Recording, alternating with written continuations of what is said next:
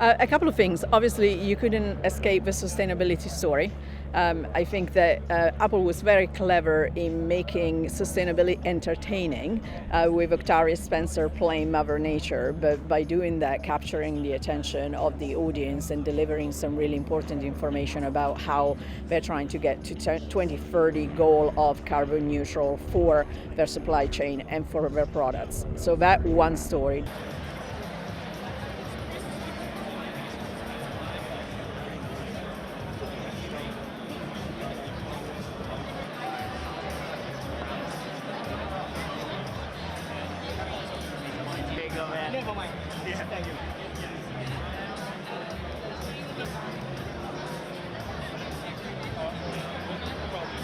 One story. The other one I think that everybody is interested in is the continuous separation between the Pro line in the iPhone and the regular iPhone, so to speak. So the iPhone and the Plus and then the Pro and the Pro Max that now get a dedicated chipset that's going to get performance even higher. And I know that there's a little bit of a story around pushing consumers to the higher price point, but it's really more about making sure that the right consumer gets the right product.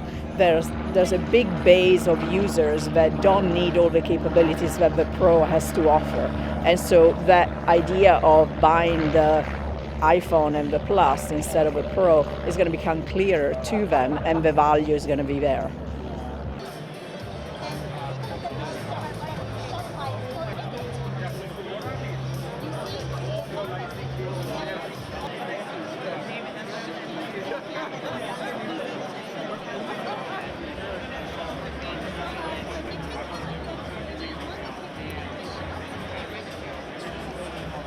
It was interesting because I was expecting Apple to try and spin the all USB-C decision in a certain way, but they didn't. They were very matter of fact in the way they talked about it.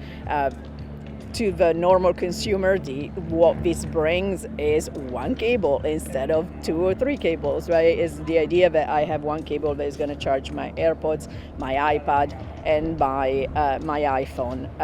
For the Pro users, though, Apple has also brought some differentiation, and so for the Pro, the iPhone Pro, there's a faster throughput for data transfer that is going to be valuable for people that take all the pictures that the camera is able to take and the videos.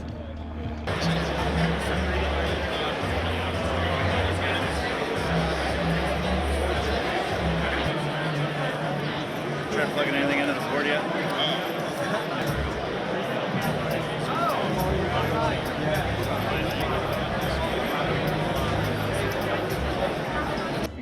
I don't think that it was a rush.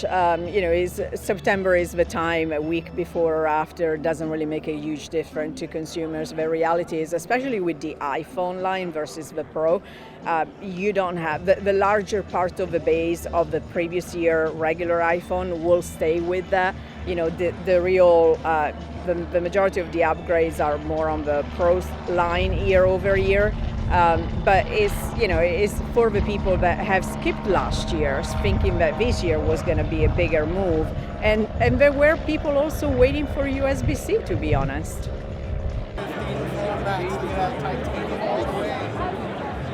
And a full review this morning.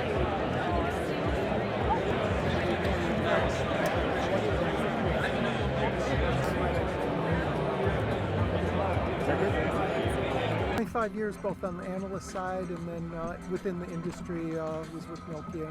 Yeah, I think there were lots of worries that Apple would raise prices $100 or $200 on the phones, and we didn't see that. We saw that the prices remained the same, yet there were some significant technology improvements year over year.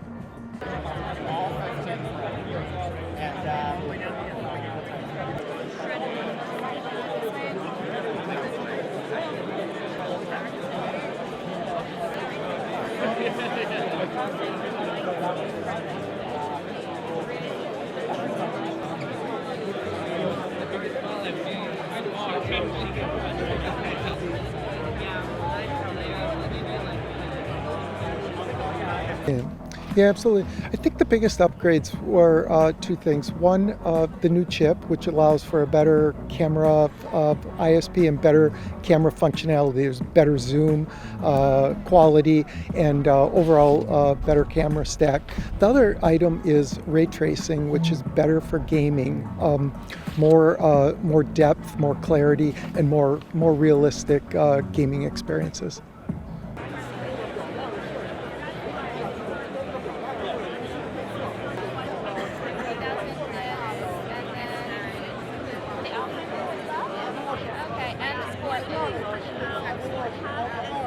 Ultra 2. Alright, the big thing about this is the brightness of the...